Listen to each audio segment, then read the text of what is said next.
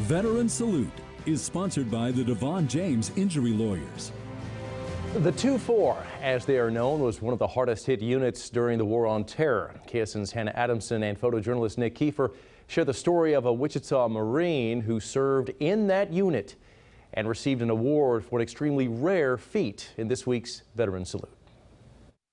As a child, Eric Johnson loved listening to the stories his grandfather, a World War II veteran, would tell him. Those stories spurring Johnson's dream of one day becoming a Marine. And after 9/11, that dream grew even stronger, with Johnson joining the Marine Corps at the age of 19 in June 2005. It's like 120 degrees in that picture. We're all dying. After training in California's unforgiving Mojave Desert, Eric Johnson was initially deployed with the 3rd Battalion, 4th Marines to Iraq in September 2006. We started out in Al-Qaim. That whole place was pretty much just blown to pieces. 2 months later, Saddam Hussein was executed. That was the bloodiest month of the Iraq War, so there was a lot of casualties going on then. It wasn't a very good month. Johnson's unit then making its way to the city of Hit, Iraq. You couldn't patrol during the day or anything like that because the sniper threat was so bad. Moving through the towns of Ana and Barwana, conducting night raids and security operations. We were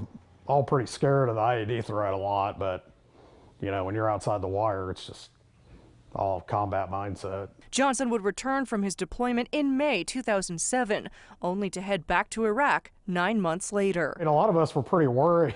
I mean, we had a pretty rough deployment, and it was kind of really unfortunate because my mom passed away like right before I got back, so I was really like not in a very good mindset. Johnson heading back to work, securing area villages and tearing down combat outposts, also known as COPs. We started out this place called Cop Timberwolf, which was an outpost outside Al-Assad Air Base to make sure that they weren't firing rockets into there that they built, because they used to take a lot of indirect fire on Al-Assad. After 2 tours in Iraq, Johnson would serve as a Marine Corps marksmanship instructor in Parris Island, South Carolina.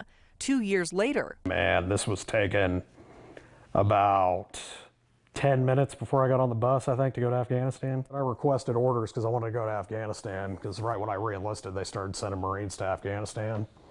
And that's, you know, where I really wanted to go when I joined. Johnson re-enlisting with the 2nd Battalion, 4th Marines, also known as the 2-4. It was the best of times and worst of times. A lot of it was miserable. Pretty much did everything I ever wanted to do as Marine Corps infantryman in Afghanistan. Johnson's heroic actions during his 3rd deployment would lead to him becoming a Valor Award recipient after an incident where his unit was almost completely suppressed by enemy fire. We were pretty much pinned down, and one of our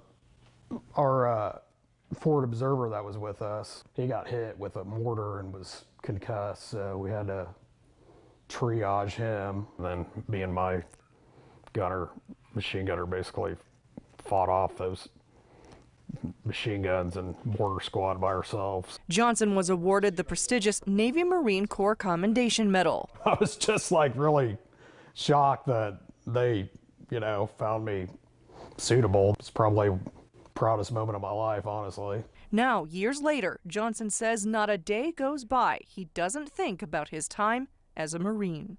They really say that once a Marine, always a Marine. That's true. I mean, that never leaves you. Johnson would serve in the Marine Corps for 8 years. Here for you, Hannah Adamson, KSN News 3.